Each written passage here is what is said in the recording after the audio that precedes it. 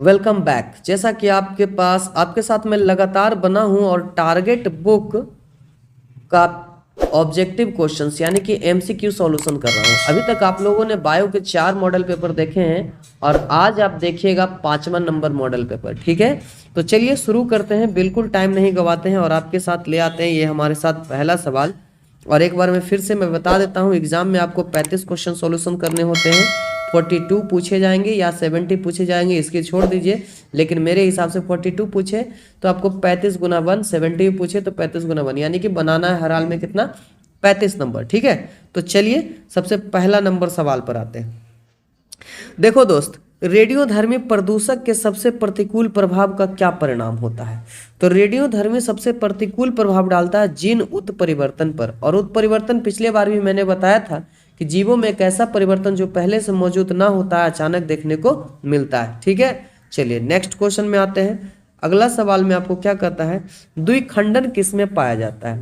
द्विखंडन, तो द्विखंडन पाया जाता है एक कोशीय जीव में। इसको याद रखिएगा, एक कोशीय जीव में अमीबा और पैरामीशियम दोनों होगा इसका जवाब, यानी ए नंबर भी और बी नंबर भी। तो डी नंबर आपको लिखा हुआ है अमीबा तथा पैरामीशियम। ठीक है, नेक्स्ट क्वेश्चन में देखिए अगला सवाल क्या कहता है, मानव में निषेचन होता है किसके द्वारा? तो मानव में निषेचन होता है फैलोपियन ट्यूब में होता है। कहाँ होता है इसका, किसके द्वारा नहीं, कहाँ होता है? तो फैलोपियन ट्यूब इसका जवाब होगा, जो महिलाओं में, मादाओं में होता है। ठीक है, नेक्स्ट में क्वेश्चन में आते हैं, मानव मादा में गर्भाकाल, तो गर्भाकाल उसमें कहते हैं कि शिशु का माता के गर्भ में कितने दिन तक रहती है? तो ये 270 से लेकर 280 दिन तक पाई जाती है। इसका जवाब है, दिन में पूछा जाए तो 270 से 280 दिन, और इसका जवाब हो गया 9वां, चूंकि 9 गुना 30 करिएगा तो 9 तिया 27 होता है। ठीक है, नेक्स्ट अगर इसमें पूछ दिया जाए कि गाय का कितना होता है, तो गाय और माँ, गाय का भी उतना ही होता है, लेकिन अगर भैंस का पूछ दिया जाए तो भैंस का होता है 300 से लेकर 310 दिन। ठीक है, नेक्स्ट क्वेश्चन में आते हैं, कॉपर्स ल्यूटियम के द्वारा स्रावित होने वाला हार्मोन कौन सा है? तो कॉपर्स ल्यूटियम्स के द्वारा प्रोजेस्टेरोन होता है प्लस रिलैक्सिन होता है, इसको भी याद रखेंगे, रिलैक्सिन, रिलैक्सिन्स होता है कॉपर्स ल्यूटियम्स के द्वारा स्रावित होने वाला हार्मोन्स, प्रोजेस्टेरोन और रिलैक्सिन्स होता है। ठीक है, नेक्स्ट में आते हैं हम लोग, स्त्रियों में रजोनिवृत्ति की उम्र कितनी होती है? तो स्त्रियों में रजोनिवृत्ति इसको कह सकते हैं, यानी कि जो रजो गुण धर्म होता है ये मेरे हिसाब से 45 वर्ष तक होता है, लेकिन आपका ऑप्शन तो है नहीं, 45 से 50 चलता है, 45 से 50, तो इसमें ऑप्शन चलेगा सी नंबर। अगर ऑप्शन में कहीं पर 45 से 50 है तो आपका सही हो जाएगा, 45 से 50 वर्ष तक रजोनिवृत्ति होती है। ठीक है, नेक्स्ट क्वेश्चन में आते हैं, जनसंख्या का अध्ययन, अध्ययन करने का मतलब होता है उसका, उसके बारे में सब कुछ जानकारी, तो इसका होगा डेमोग्राफी, चूंकि डेमो से ही मतलब होता है जनसंख्या और ग्राफी का मतलब अध्ययन। बायोग्राफी का मतलब होता है कथा, आत्मकथा, किसी की आत्मकथा पढ़ना बायोग्राफी। कैलीग्राफी का मतलब होता है लिखावट, सुंदर लिखावट का अध्ययन होता है कैलीग्राफी। मनोविज्ञान आप जानते हैं मन का विज्ञान होता है। नेक्स्ट में 8 नंबर सवाल में देखिए भाई, भारत में प्रथम जनगणना, तो इसमें कोई भी ऑप्शन आपका सही नहीं है मेरे दोस्त, ना 1851 ना 1921, इसमें इसका कोई भी ऑप्शन आपका सही नहीं है। प्रथम जनगणना हुआ था 1872 ईस्वी में, इसको याद रखेंगे, लॉर्ड मेयो के शासनकाल में, लॉर्ड मेयो के शासनकाल में हुआ था प्रथम जनगणना 1882 में, और दशकीय जनगणना हुआ था 1881 में। ठीक है, सॉरी 1872 और 1881 में दशकीय हुआ था, और प्रथम 1800। भारत में आज़ादी के बाद 1951 में हुआ है, और जनसंख्या का विभाजन 1921 में माना जाता है, जनसंख्या विभाजन होता है। ठीक है, विभाजन वाला। नेक्स्ट, मेंडल का द्वितीय नियम क्या है? तो सबसे पहला नंबर याद रखेंगे मेंडल का द्वितीय नियम, तो मेरे दोस्त याद रखिए, मेंडल का प्रथम नियम होता है प्रभाविता का नियम, जिसको याद रखेंगे, और द्वितीय नियम है आपका पृथक्करण का नियम। कौन नियम? पृथक्करण का नियम। और तृतीय नियम है स्वतंत्र अपवहन का नियम। तो एक ये फर्स्ट नियम, ये सेकेंड नियम और ये थर्ड। क्वेश्चन में क्या पूछा है? द्वितीय, तो द्वितीय का जवाब हो जाएगा पहला नंबर, मेंडल का द्वितीय नियम पृथक्करण का नियम। बुक में आपका डी नंबर दे रहा है ऑप्शन, जो कि गलत है। ठीक है, नेक्स्ट क्वेश्चन में आते हैं हम लोग, मानव के अंडाशय से अंडों का निकलना क्या कहलाता है? तब मानव के अंडाशय से अंडों का निकलना कहलाता है अंडोत्सर्ग। क्या कहलाता है? अंडो उत्सर्ग कहलाता है। ठीक है, नेक्स्ट में आइए, वंशागति का गुणसूत्री सिद्धांत किसने प्रस्तुत किया था? वंशागति का गुणसूत्री सिद्धांत प्रस्तुत किया था मेरे दोस्त सटन और ब्रेवरी। इसका आंसर भी दोनों होगा, और किताब में रेजिनेल्ड दिया है जो कि गलत हो गया, ये आपका गलत है। सटन और ब्रेवरी ये दोनों आंसर होगा, ऑप्शन तो कहीं है नहीं आंसर, तो इसका विवादित होगा, सटन भी होगा और ब्रेवरी भी होगा। नेक्स्ट क्वेश्चन में आइए, विश्व एड्स दिवस कब मनाया जाता है? तो विश्व एड्स दिवस मनाया जाता है 1 दिसंबर को, इसको याद रखेंगे। विश्व एड्स दिवस कब मनाया जाता है? 1 दिसंबर को। ठीक है, नेक्स्ट, कानों पर बाल की बहुलता का जीन पाया जाता है, यानी कि कानों पर जो बाल की बहुलता वाला जीन होता है वो बाई क्रोमोसोम पर होता है। और एक चीज ये भी याद रखिएगा, जिन मनुष्यों के कान पर बाल ज्यादा होते हैं उन्हें हार्ट अटैक की समस्या होती है, इसको याद रखेंगे। नेक्स्ट, एक संकर क्रॉस का फिनोटिपिक अनुपात क्या है? तो संकर क्रॉस का फिनोटिपिक अनुपात 3:1 होता है और 1:1 होता है, ये दोनों होता है। 1:1 भी होता है और 3:1 भी होता है, दोनों होता है। ठीक है, हाँ, इसको याद रखेंगे फिनोटाइपिक का। नेक्स्ट, मनुष्य में गुणसूत्र की संख्या कितनी होती है? तो मनुष्य में 44 प्लस XY यानी कि 23 जोड़ा। अगर जोड़ा में पूछा जाए तो 23 जोड़ा, गिनती पूछा जाए तो 46, लेकिन इस तरह से दिया गया था 44 प्लस XY, इस तरह से होता है मनुष्य में गुणसूत्रों की संख्या, XX नहीं। 46 तो केवल होता है, ये फाजुल हो गया, 46 केवल होता है, ये फाजुल हो गया। सही आंसर है बी नंबर। ये 15 नंबर सवाल था। 15 नंबर के बाद आते हैं हम लोग 16 नंबर सवाल पर, और अगर आपको जवाब पता है तो कमेंट बॉक्स करते रहिए। तो यहाँ देखिए, ट्रांसफर आरएनए में पाए जाने वाले 3 क्षारकों का क्रम जो संदेश वाहक आरएनए कोडॉन से बनता है। तो कोडॉन से बनता है, इसको कहते हैं एंटी कोडॉन। इसको क्या कहा जाता है? Anti codon. इसको याद रखेंगे। ठीक है, नेक्स्ट क्वेश्चन में आइए, बड़ा मजेदार क्वेश्चन है। वर्णांधता में रोगी नहीं पहचानता है। तो वर्णांधता का मतलब हो गया रंग से रिलेटेड, तो रंग में लाल और हरा पहचान नहीं कर पाता है, आपका क्या हो जाएगा? B number answer. ठीक है, नेक्स्ट नंबर में, इनमें से कौन सा नाइट्रोजन बेस आरएनए में नहीं पाया जाता है? कौन सा नाइट्रोजन बेस आरएनए में नहीं पाया जाता है? तो ये जो होता है मेरे दोस्त आरएनए में नहीं पाया जाता, ये थाइमिन नामक होता है एंजाइम जो आरएनए में नहीं पाया जाता है। ठीक है, नेक्स्ट, ओपेरॉन मॉडल क्या प्रदर्शित करता है? तो ओपेरॉन मॉडल जो प्रदर्शित करता है जीन का रेगुलेशंस। बुक में आपको सिंथेसिस दिया गया जो कि गलत है, आंसर आपका सी आंसर होगा सही, बिल्कुल भी सही है। नेक्स्ट क्वेश्चन है आपका, तितली एवं पक्षी के पंख होते हैं। तो तितली एवं पक्षी के पंख जो होते हैं ये होते हैं असमजात अंग, इसको याद रखेंगे, असमजात अंग इसको कहते हैं। तितली एवं पक्षी वाला असमजात अंग होता है। ठीक है, और इसमें ऑप्शन के हिसाब से समवृत्ति अंग चलेगा। ठीक है, बी नंबर ऑप्शन चलेगा। नेक्स्ट,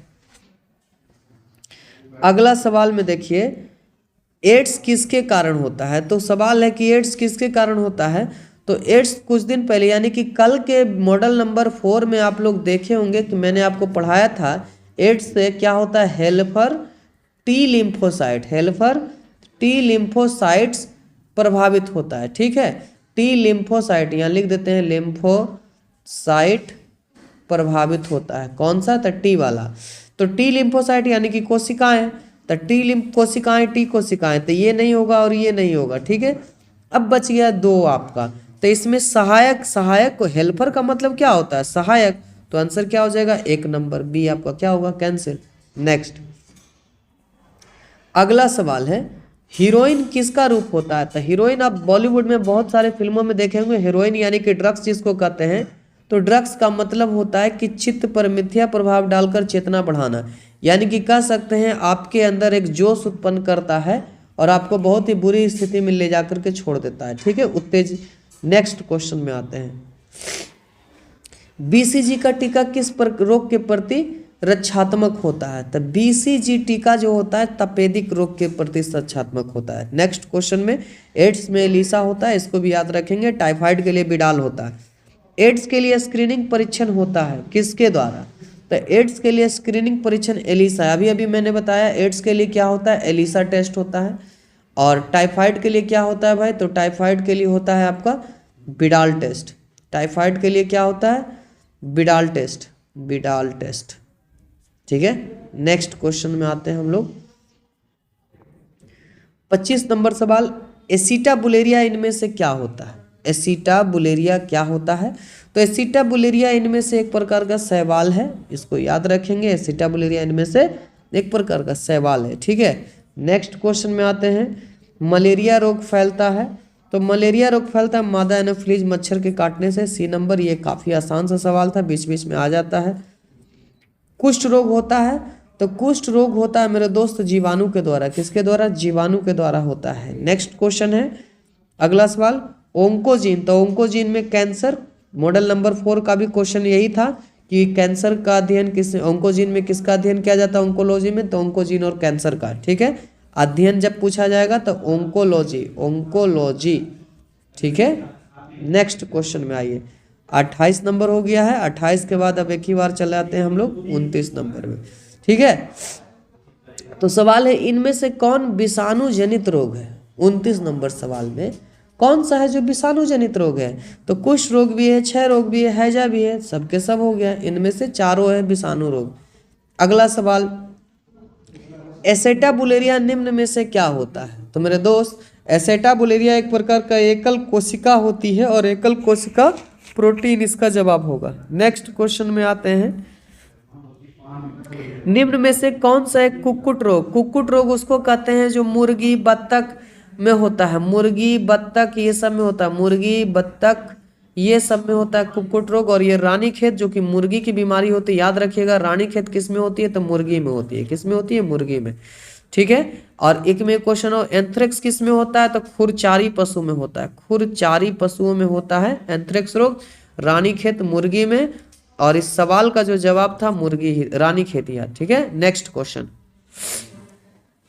निम्नांकित में से कल्याण सोना किसका रूप है? तो कल्याण सोना गेहूं का एक हाइब्रिड रूप होता है, गेहूं की किस्म है कल्याण सोना। ठीक है, नेक्स्ट क्वेश्चन में आते हैं।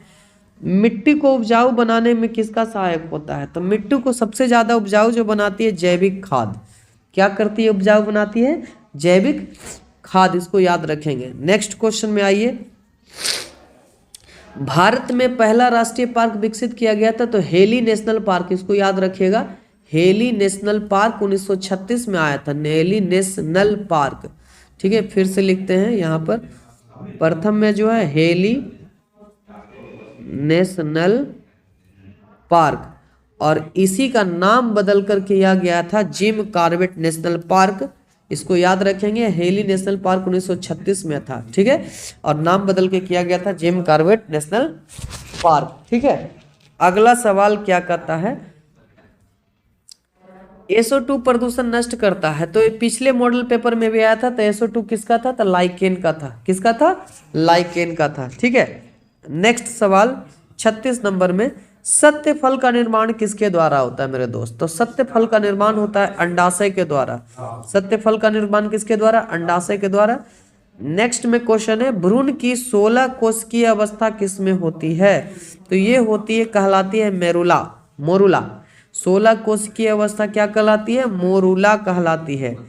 अगला सवाल, ओपियम किससे सर्वाधिक प्राप्त होती है? ओपियम किससे प्राप्त होती है? तो ओपियम जो प्राप्त होती है पेपावर सोमनीफेरम के द्वारा। पेपावर सोमनीफेरम आंसर हो जाएगा डी नंबर। नेक्स्ट क्वेश्चन में आइए, जैव नियंत्रण में प्रयुक्त होने वाले विषाणु क्या कहलाते हैं? तो जैव नियंत्रण में प्रमुख होने वाले विषाणु कहलाते हैं बैकुलो वायरस। बैकुलो वायरस कहलाते हैं। क्या कहलाते हैं? बैकुलो वायरस कहलाते हैं। ठीक है, नेक्स्ट क्वेश्चन में आइए, निषेचन आंतरिक होता है किसमें? तो निषेचन आंतरिक जो होता है मुख्य रूप से शार्क में, यहाँ पर तारा मछली, हड्डीदार मछली, उभयचर नहीं, शार्क आंसर इसका जवाब होगा। निषेचन आंतरिक रूप से होता है। ठीक है, नेक्स्ट में आते हैं, मानव में भी आंतरिक निषेचन होता है, इसको भी याद रखेंगे हम लोग। ठीक है ना। नेक्स्ट, रक्त में प्रतिजन प्रतिरक्षा की परस्पर क्रिया का अध्ययन क्या कहलाता है? तो रक्त यानी कि सीरम सीरम का अध्ययन किया जा रहा है तो सीरम का अध्ययन सेरोलॉजी कहलाता है। क्या कहलाता है? सेरोलॉजी। इसको याद रखेंगे। नेक्स्ट, और आज का सबसे लास्ट क्वेश्चन है मॉडल पेपर, एंटीलोप सेरिकाब्रा क्या है? तो एंटीलोप सेरिकाब्रा क्या है? तो एंटीलोप सेरिकाब्रा एक संकटग्रस्त प्रजाति का नाम है, आंसर हो जाएगा बी। और एंटीलोप आप जानते होंगे लंगूर प्रजाति। कौन प्रजाति? लंगूर प्रजाति। और इसमें एक क्वेश्चन मैं आपको और साफ साफ कर देना चाहता हूं कि जो संकटग्रस्त प्रजातियों, विलुप्त प्रजातियों, दुर्लभ प्रजातियों को क्या होता है? सूची red data book, red data book होता है, वही जारी करता है IUCN के द्वारा। ठीक है, इसको याद रखेंगे। तो ये तो था हमारे मॉडल पेपर 5 और target book, model paper 5 target book का था, टी बुक टारगेट बुक का था। अगर आप चाहते हैं और भी फिजिक्स केमिस्ट्री का सब कुछ चाहिए आपको तो आप हमें कमेंट बॉक्स में जरूर बोलिए, आप हमें मॉडिफाई कीजिए। ठीक है, इसके बाद मैं फिजिक्स पेपर का ला रहा हूँ, मॉडल पेपर 5 पांचों का 1 से लेकर के 5 तक के चलेगा, उसमें बिल्कुल सही आंसर के साथ, एक्सप्लेनेशन के साथ आप हमारे साथ जुड़े रहिए। और जितने भी लोग 2023 में 12th बोर्ड देने वाले हैं आप हमारे चैनल से जुड़ जाइए, साथ साथ टेलीग्राम पे भी जुड़ जाइए, मैं टेलीग्राम। ठीक है, धन्यवाद।